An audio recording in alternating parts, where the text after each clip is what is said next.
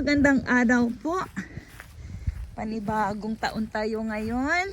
At dito naman po tayo ngayon sa ating panibagong pagha-harvest ng ating black beans.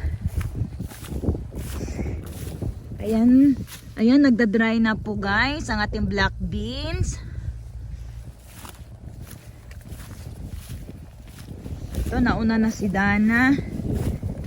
Ngayon naman guys, ipapakita ko po sa inyo kung paano po tayo mag-harvest ng ating black beans. Ayan. Ayan, kinakat na po ni Dana guys ang ating tinatanim na black beans. Ayan po siya.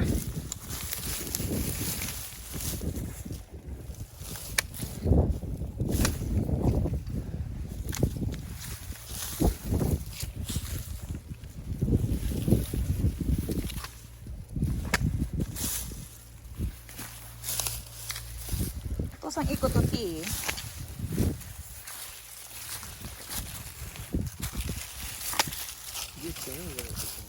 madakuro natin ay kanin.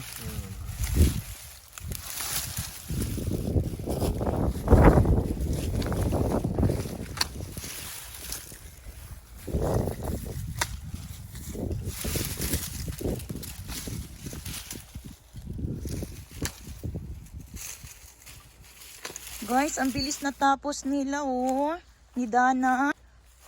Ayun. Tinanggal na po yung mga dry beans natin. Ayan na siya. Natapos na po dito na side guys.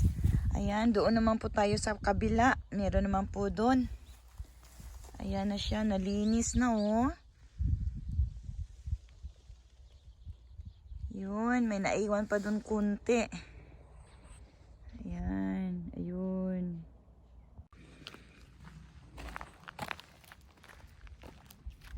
Ayan guys, ito yung tinanim natin na green beans na naging dry beans na siya ngayon at nagiging black beans na siya. Ayan oh. Ayan. Ito.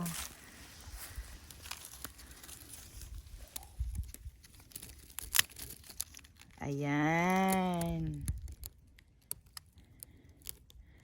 Yan, black beans na guys. Pwede na natin siyang i-harvest at magkakaroon naman po tayo pambili ng mga ulam. Yan.